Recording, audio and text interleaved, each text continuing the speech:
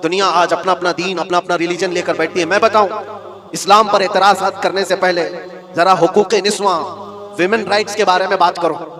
बहुत सारी तंजीमें बात करती हैं आज औरतों के हुकूक के बारे में, लेकिन वो अपने गरिबान में कभी झांकते नहीं। ये वो दुनिया है जहां औरतों के साथ सुलूक क्या था पता है? रोमन एम्पायर, जो दुनिया का सबसे बड़ा एक निजाम चलाने वाली हुकूमत थी। रोमन एम्पायर, पर्शियन एम्पायर, नाम सुना होगा आपने। और यूनानी हुकूमतें थी। यूनानी हुकूमतों के दरमियान औरतों के सिलसिले में एक कॉन्फ्रेंस की गई थी कि इनको इंसान समझा जाए कि नहीं समझा जाए। औरतों को जब बाजारों में लाया जाता था तो 5-5 जंजीरें उनके जिस्म पर डालकर लाते थे, 2 हाथों में, 2 पैरों में और 1 गले में।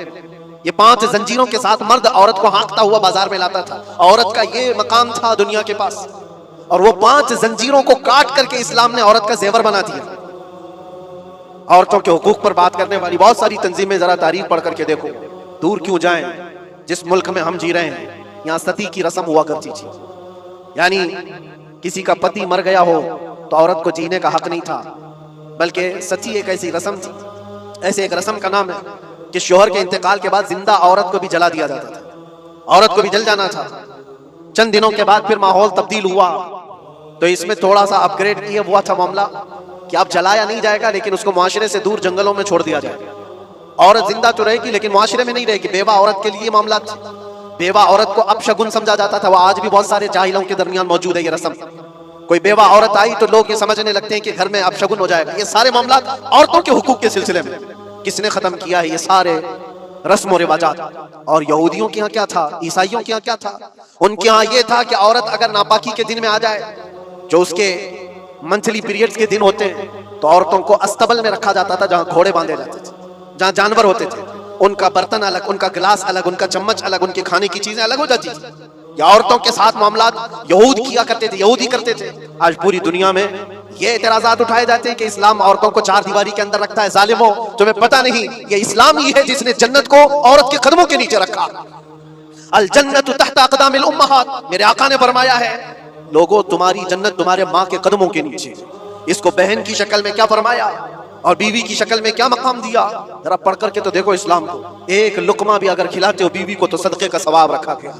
बहन की दुआ भाई के हक में ऐसे कबूल होती है जैसे कोई खाने काबा के पास दुआ कर रहा हो। और बेटी की दुआ, बेटी के लिए क्या फरमाया? मेरे आका फरमाते हैं जिसने अपनी एक बेटी की परवरिश की और उसको सही जगह पर शादी करके दिया, मेरे आका फरमाते हैं उस पर मेरी शफाअत वाजिब है, उस पर जन्नत है। ये औरतों के हुकूक इस्लाम ने दिए, कहां से उठाकर कहां रख दिया। और जो बेवाओं के साथ सुलूक था, बेवा को अपशगुन माना जाता था। 1-2 नहीं 10-10 बेवा औरतों से मेरे आका ने निकाह फरमाया। सैयदुल अंबिया हैं, सैयदुल रसूल हैं। अरे हुजूर पाक सल्लल्लाहु अलैहि वसल्लम चाहते ना तो बड़े बड़े बादशाहों की बेटियां हुजूर के हरम में आ जाती। हुजूर पाक सल्लल्लाहु ताला अलैहि वसल्लम के निकाह में आती हुजूर अगर चाहते। और अरब लोग ये पेशकश कर भी चुके थे। अरब जो है आकर हुजूर से कहे भी थे कि तुम जवान हो मोहम्मद, अगर तुम चाहो तो सबसे हसीन लड़कियां दुनिया की तुम्हारे पास लाकर रख देंगे।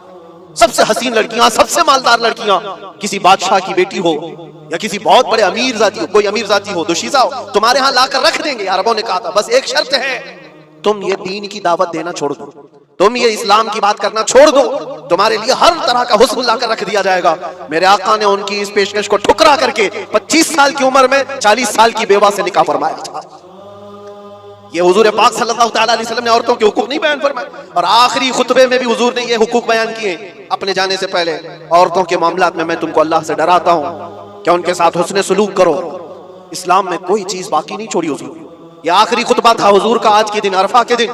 हुजूर ने ये फरमाया था कि आज के दिन मैं ऐलान करता हूँ कोई गोरा काले से अफजल नहीं, कोई अरबी अजमी से अफजल नहीं।